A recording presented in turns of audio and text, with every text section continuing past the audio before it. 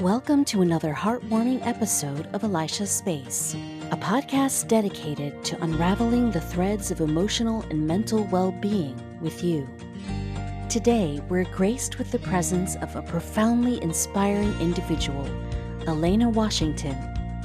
Today, she joins us to share her journey of healing, the power of hope, and the unstoppable force of living life with purpose and passion.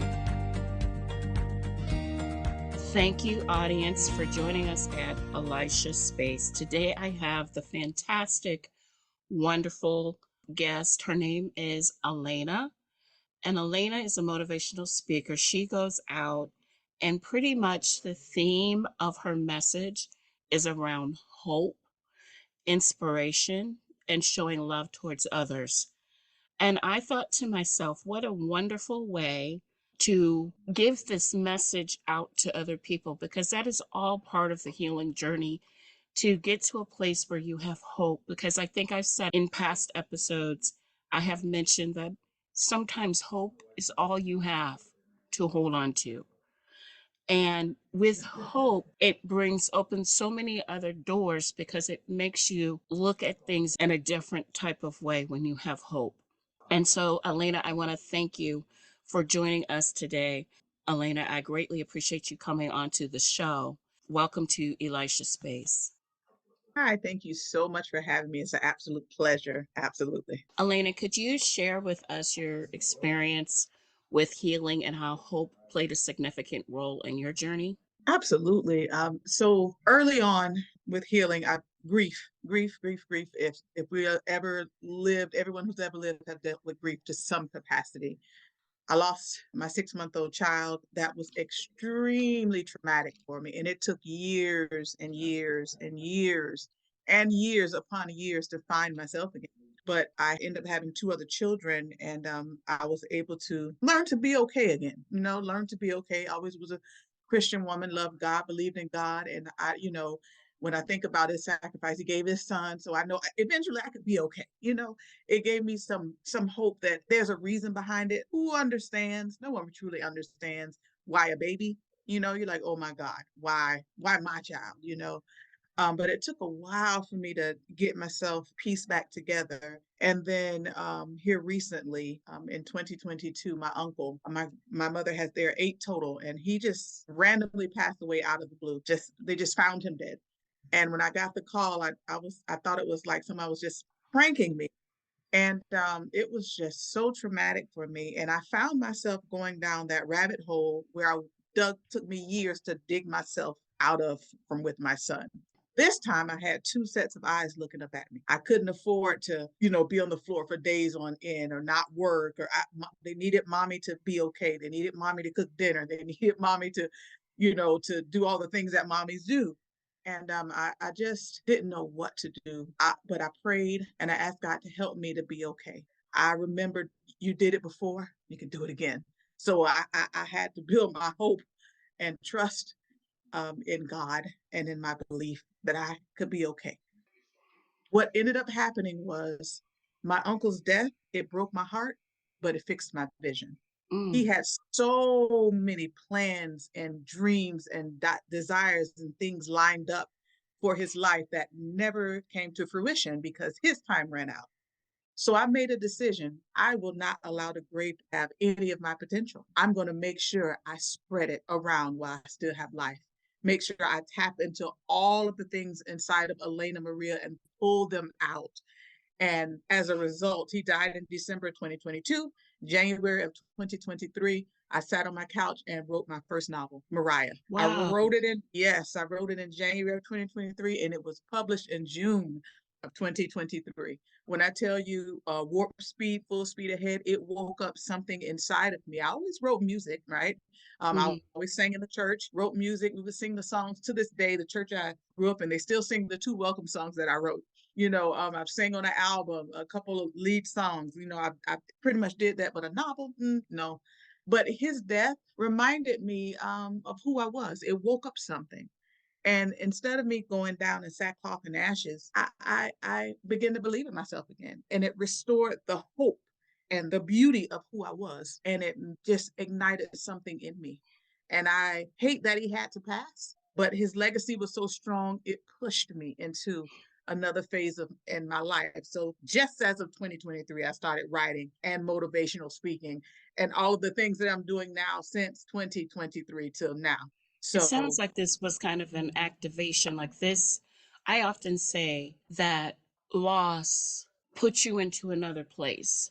oh yeah, So it sounds like you were moving to another place. It catapulted you.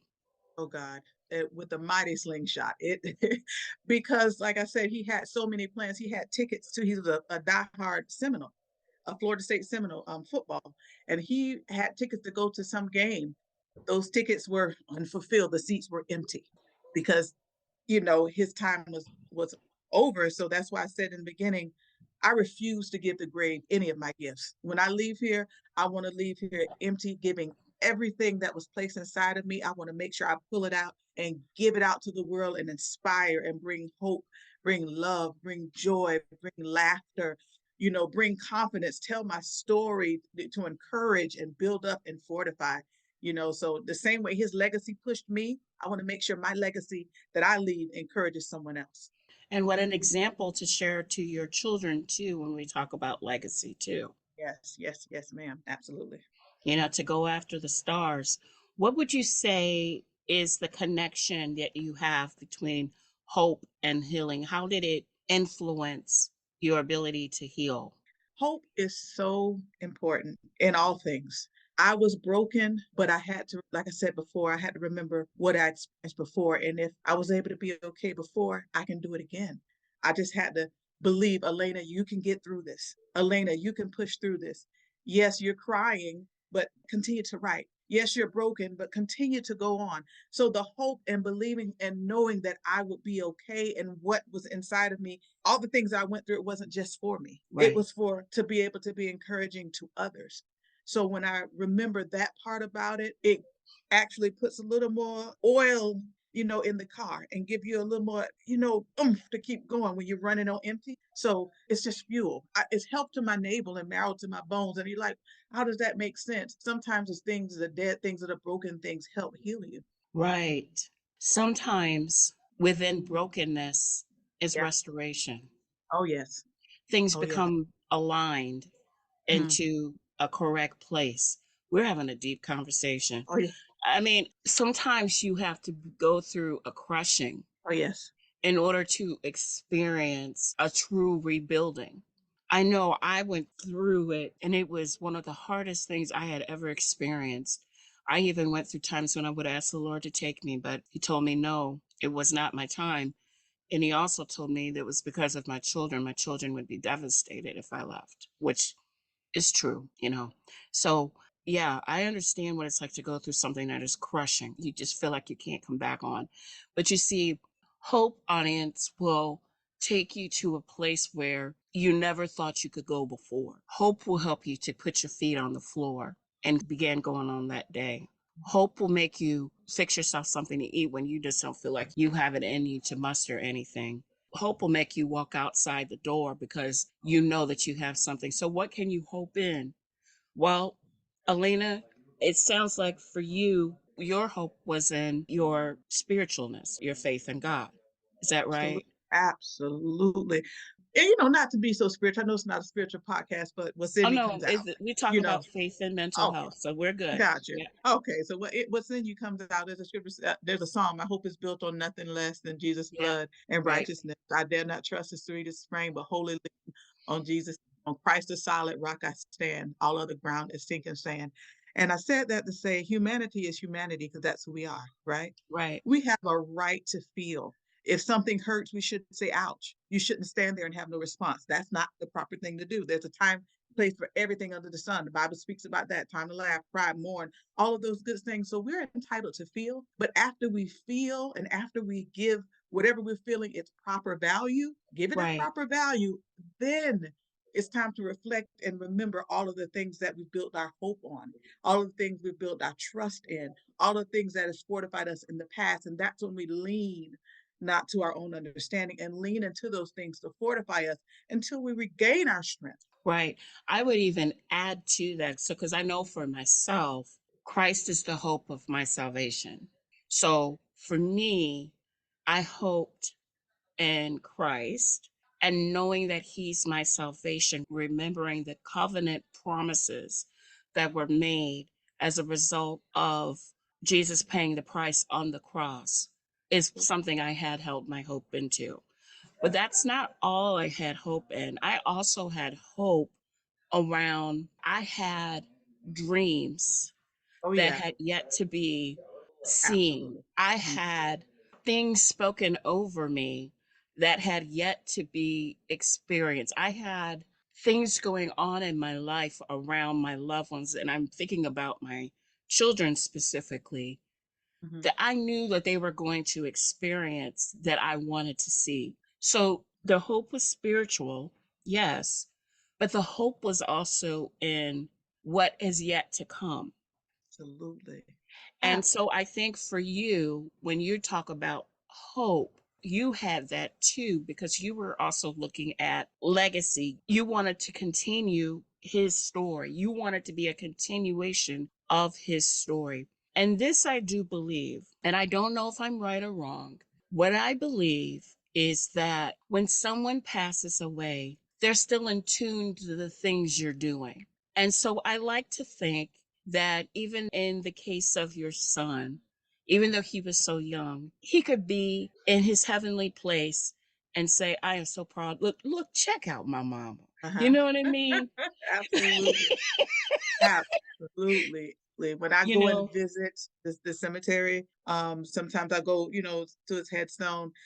I used to, at first I used to go all the time to sit out there and just, be a ball of just brokenness. Now I can go and be okay. Now I have moments, there are moments where a certain movie come on, like Lord, tears are just falling. But right. then, then I'm okay, because I'm once a mom, always a mom. You get me? But I there's do. some days I go out there when I had Mariah, my book came in the mail, Amazon came, and I went out to the cemetery and I said, "Baby, look at your mama." I went out there and I know his body is buried, but it just made me feel so good, Hmm. to be able to share and that accomplishment with my son. It just felt good to just get it out, to put it in the wind, to just share that with him. And I do believe he's proud of I do believe he's proud of me, because we're all souls, right? That's what's moving this Yes. body. When we leave here, the body no longer moves and the soul returns to sender. So we're still connected. We're still connected in different And ways.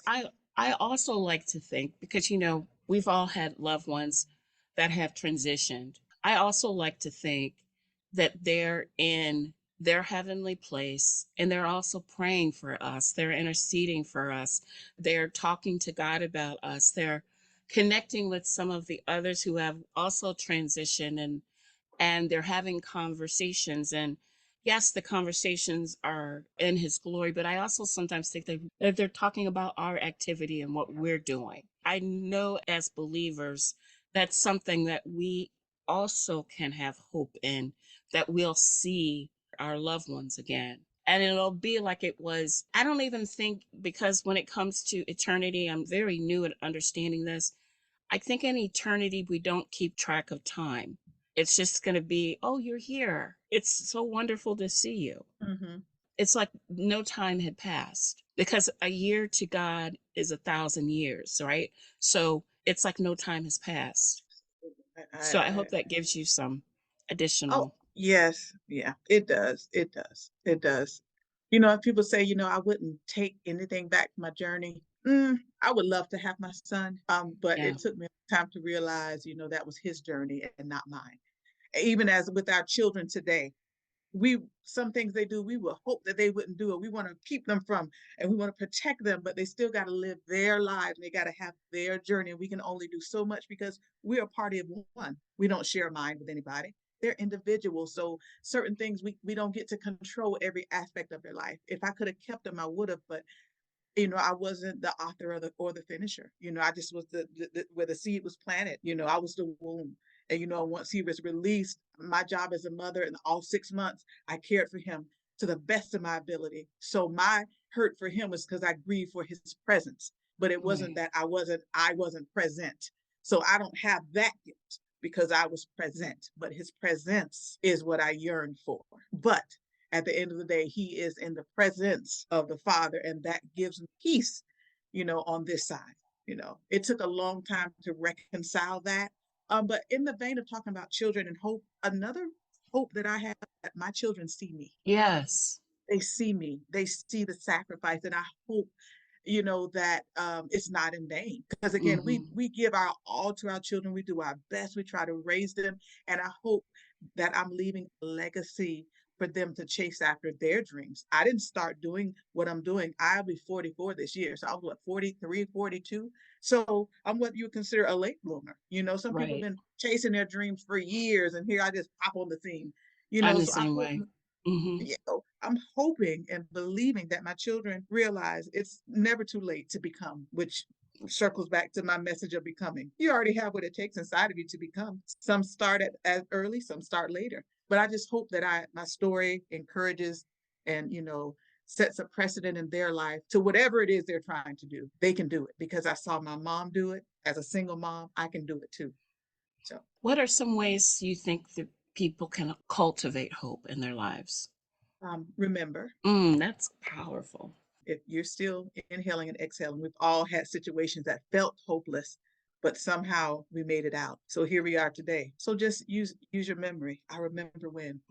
That's a great way to cultivate hope. If I did it before, You can I do it can do it again. again. Absolutely. That's that main thing that I always say to myself. Remember, you'll be okay. Remember. So that's one way. And then another way to cultivate hope for me, self-care. When Hmm. I'm down, I will go and get a massage. And I know it may sound like, what? No, go and put some love back into you and fortify and build yourself up. And when you build yourself up, you start to feel better. And once you start to feel better, you start to believe. And once you start to believe, then there is that hope. And once you have hope, then comes the courage. And then once you get the courage, there goes the momentum. And then once Mm, you get the momentum, now you're moving. So those are two strong ways I feel to build hope. that's powerful. I really like the idea about remembering Mm, because remembering will help you when your back is up against the wall and yeah, you'll be like, well, I was in this situation, not in this situation, but I was in a different situation before and I was able to get out. And this happened and I was able to get out. So I'm going to keep moving. It might not look like what it used to look like, but I'm going to keep moving. Another way to cultivate hope is self talk, because that also part of remembering too. Like what we're just saying. You know what, Elisha? Or you know what, Alaina? I'm not sure if I'm able to get through this right now, but this I do know. I remember when my back was up against the wall and I didn't have any groceries in my cupboard, but somehow I was able to get somebody brought me something or something dropped off in my mailbox. You got what I'm saying? absolutely. Yeah, and I was able to do it. I remember when, or if you can't recall, audience, something, think about someone close to you. Maybe it was a Yes, parent, maybe it was a grandmother. You get what I'm saying? Maybe it was a good friend. Somebody has gone through something to where they have come onto the other side. So, absolutely, absolutely. That's why I feel it's important to share and tell my story because yes. it can resonate with someone else, while they're going through their waiting period or going through their transition of through, they hear my story and wait, this is so similar. Wait, there is hope on the other side. Because I know we're humans and sometimes we feel we're just not going to make it, but sometimes at the right moment, the right message come at the right moment and helps to fortify you and build you up, get a little bit of strength under your wings that you can, keep moving forward and realize you're not alone. Sometimes just knowing you're not alone is enough to build hope. Oh, yeah. Absolutely. Mm. Absolutely. What would you say are some misconceptions or myths that people have around the concept of hope? Some misconceptions about hope. Well, just because you hope it's going to happen, Right. Because there has to be momentum sometimes, around it. yeah, absolutely. And then you get angry because it's not happening now, because something is yes, no, or wait a while, right? And so if it's I'm believing for this, I'm hoping for this, and it happens, wonderful. And if it doesn't happen right away, there goes a frustration, or it may be it's a far way off, but it still can happen. So just remembering you can't always control the outcome. That's right. So that's a misconception. Well, I believed it. I named it and claimed it, marked it and parked it, said it and had it. And God said he did. He did. And it right now. Yeah, that's great. And I believe in believing in it, but sometimes right now is not always not right now. So that's a big misconception. If I declare it, it's gonna happen. Perhaps. Just maybe not right this moment. Sometimes we just have to wait a while, you know? We have to wait a while. And hope is beautiful, but hope is not always the results of hope is not always instant. The other side of this too is be open, audience, because maybe you went through something. Maybe you're going through something. You remember that you went through something similar, and then you expect that you're going to come out of it the same way. Uh, Well, see, each experience we have has its own oh, lesson. yeah. It has its own marker. So be open to a new resolution that may be different from what you overcame before. Just because you came on the other side, or someone you care for or loved came on the other side and it looked a certain type of way, it might be very different for you. So just be open to what that might look like for you. Don't close off a potential victory of overcoming or accepting a victory of overcoming potentially because it doesn't look like what you think it should look like. That's another misconception I think people have too. Absolutely. Just to piggyback, there's a young lady now where she's preparing to transition, right? Hmm. Hospice is setting in, and you have a side of the family who, you know, they've accepted, and you got a side of family who are hoping you can't go yet, you can't go, but she's already made peace. Hmm. Sometimes it can get uncomfortable Right. because you're hoping for healing and she will be healed. Unfortunately, not on this side. You know what I'm saying? So even Yes. though the answer is healing, it may not be what you're hoping for specifically. You get what I'm Right. saying? You get what Yes. I'm saying? So that's just a something. I'm going to visit her tomorrow because I want to say, you know, goodbye. You know, Mm. because we're here. So that literally just popped in my mind. Just the contrast in the family, have some that are crying and walking around. She's going to be healed. Indeed, indeed, on the other side. What advice would you give to someone who is struggling to find hope within their healing journey? Like, how can they shift their mindset? We talked about remembering, and I think that's good. But now Mhm. regarding mindset, what is something they could do regarding that? I would say, well, what we talked about, positive affirmations, Right. because whatever man thinketh, so is he. That's right. Continue to speak, even when you feel your lowest. Find a way to speak positive, even if you can't muster the words. Get a book, affirmations in it, and read it, and feed your spirit with goodness. It feeds your spirit with things that are going to make you well. You know, because your mind is already, you know, have you going all over the place. So feed yourself with things to make you well. It's chicken soup for the soul, something to help soothe you, to help soothe you and relax you. Also, meditation. Take a Mhm. moment and feel. Acknowledge what you're feeling. You're feeling lost. It's acknowledge it. I'm just so stressed. Acknowledge it. Acknowledge everything you're feeling. Acknowledge it. And once you acknowledge it, go right back to what I just said. Get back to those affirmations. I can't wallow in it. I feel stuck. I don't have the words. I can't even pray right now. Go get that book of affirmations and find that place where you always enjoyed that passage of scripture. Go to the things that you enjoy and digest it. Discipline yourself. I'm hurting. I need to go find something.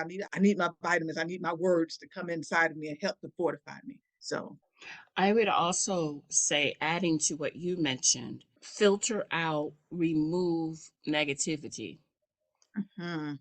So even shows or the news or Oh God. conversations, be very vigilant about what you allow into Your your ear gate. world, in your ear Yes. gate. That's right. Because imagine, audience, that we are like a cup or a vase, a container. See, the thing is, with a container, you can only put so much within the container. Mhm. After a while, the container can only hold but so much. And I kind of think that's that way for us. There's only so much. We even say there's only so much I can take here. Yeah. Okay.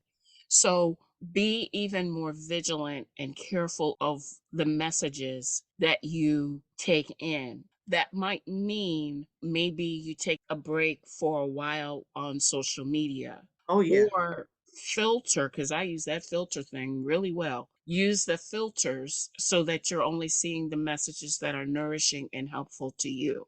absolutely. When it comes to podcasts and things like that, the videos on YouTube and the other platforms that are out there, just make sure that you're listening to things, consuming things that are taking in to you that is nourishing and helpful to you, because you are very, very vulnerable right now.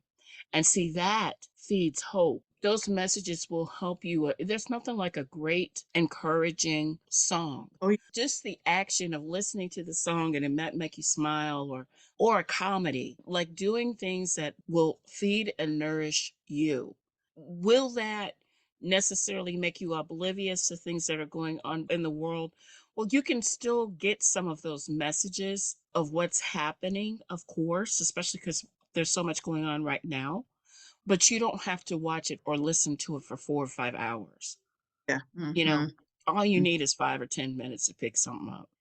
Absolutely. It'll change your whole mood. It'll change your whole mood. Here we are coming up on election season. I think it's important to vote. It's an individual choice. I'm not even going to harp on that. I go bubble in my circles and go home. Mhm. But all of the overwhelming negativity, rah rah rah against each candidate, it can really get to you. Absolutely. It can really just, oh my God, here we go again. Or like you were saying, protecting what's coming in out of your ear gate. If you're someone who deal with self-esteem, you might not want to get on the Mean Girls blog, Right, your right. guilty pleasure, or the housewives, or you may not want to watch that for a while, because you don't need that negativity coming your way, so yeah, just creating your own filters is so important. It's so important. And that is a form of self-care and Yes, self-awareness. It's yes. And it also makes you more connected to what's in your present. It helps you appreciate your community and the circle that you currently have, whatever that might look like. And it helps to build your community too, because you're intentionally making yourself more present within certain places. You're building connection. absolutely. That is a wonderful point, because if you're more intentional about who you're connecting with, and you'll be surprised at who you no longer can, be close to, Absolutely. Right. because as we, life have ebbs and flow, we grow, right? What I Hmm. enjoyed at 12, I used to eat hot sausages and pickle eggs, all kind of stuff. I can't eat that stuff now. I don't even have a desire for it, because I've grown, my palate has grown from a child to an adult, right? Right. Same thing with who we're around. Not saying you can't love everybody. You can love everybody, but when you start, checking and putting up more so of a thumb on where you're putting your energy, you'll realize your circle changes. Yep. It will change. It certainly will. So yeah. Absolutely. So, Elena, I have totally and completely enjoyed this audience. I will probably be doing other things with Elena. We've kind of like briefly talked about it. She's just a fantastic person, and we just have this great connection. And I can tell this is a God thing. So, Elena, can you share with us any resources or anything you have coming up, any books or anything that you've written or anything of that nature that you can share with the audience? Absolutely. Well, I want to start with a book from another author that I Okay. think it is just so good to me. It's so good to me. It's called Homecoming, and it's by Dr. Timma Bryant. Listen, she is a psychologist and a minister, and she said when psychology meets faith. This book I listened to it in the car. She has an audiobook version. She actually narrates herself. It is so healthy for the believer, or just for an individual. It helps you to see you. And there are some moments in the book where I just, stop the tape and sit back and just stare off in the sky, and I'm like, wow, Allaina, I see you. So it's like a breath of fresh air. So you said, as a resource, that book, I don't know her, I have no stock in her, but I just have to say that is a book. If you enjoy a good self-help book, something to help fortify you, that book by Dr. Timma Bryant, Thema Bryant. Wonderful, wonderful book. But I just had to put that out there as a resource. Of course. So as far as Elaine Maria is concerned, I have a 10-part healing from journal that'll be coming out May 1st. It touches on 10 different topics, healing from my ex, healing from friendship breakups, healing from me, healing from fear, and a myriad of other things. It's a journal to help jumpstart the healing process. We know healing is a journey. Yes, it It's is. a journey, no matter what type of healing it is. If you break your foot, it takes time to heal. If you have surgery, it takes time for the wound to heal up. So it's a journey. So these books are just to help assist. My first writing endeavor, an urban fiction novel called Mariah. We talked about social media. This book is about a young lady who fits the mold of the most beautiful girl in the world, and everybody wants to be like her. So they think on the outside, because she's the belle of the ball, but inside, it's a whole lot of work to be done. So this book can really resonate with you. She is married, and she finds out early on in the book her husband was an onion dipped in chocolate. He was nothing more than a bitter surprise. So this is a wild ride following An Mariah. onion dipped in chocolate. Oh All yes, oh right now. yes. Okay. Then I have a four-part children's book series called Sir the Circle, going over numbers, shapes, colors. So I'm really excited about that. And then I have another urban fiction novel that is coming out, part of an anthology. Next year, I got some sci-fi coming out. I'm a 360 author, so I write across multiple genres. So I have a little something for everybody, but I just enjoy using my pen and just being a vessel to bring joy with my urban fiction, the poetry book, the journals to help people heal. I'm just so excited to give all of me. As I said earlier, none of my gifts can go to the grave, not one of them. As long as I'm breathing, it's coming out. Well, I appreciate that, Alaina. So, audience, there will be a link within the description where you can have access to her published works as well as the resource that she mentioned. And on the practice website, by the time this comes out, Alaina and I will probably have something worked out, and you will find her books more than likely on elishaslee.com in the store. So if you want to go in there, you could probably purchase. Now, these things that would be tied to that would probably be the journal that's coming out, the journals, excuse me, that's coming out May 1st, and some of the other things that are tied to like self-help and self-care. I've also written a book called The Mental Health Handbook that talks about coping strategies as well. So there's all kinds of resources that's out there. And there's also going to be some workshops coming out as well. So be paying attention, be looking out. You'll have access to Alaina's website so you can see what she's doing. You'll have access to, of course, my website, so you'll see what Elisha's doing. And then as we collaborate, you'll see our stuff out there. So please pay attention to it. As you can see, we are very excited. We connect really well. And our heart's desire is to assist and support people within their healing journey and to help them get from a place of hurting to a place of greater healing. So, with that said, thank you for joining us today at Elisha Space. Audience, it is greatly, greatly appreciated. Alaina, thank you for joining us today. And audience, my hope, my desire is that you heard even a small negative something that we spoke about today, and it brought you to a greater place of healing. Be well. Thanks for listening, and we hope you'll subscribe so we can keep the conversation going. Now go, move forward in your healing journey.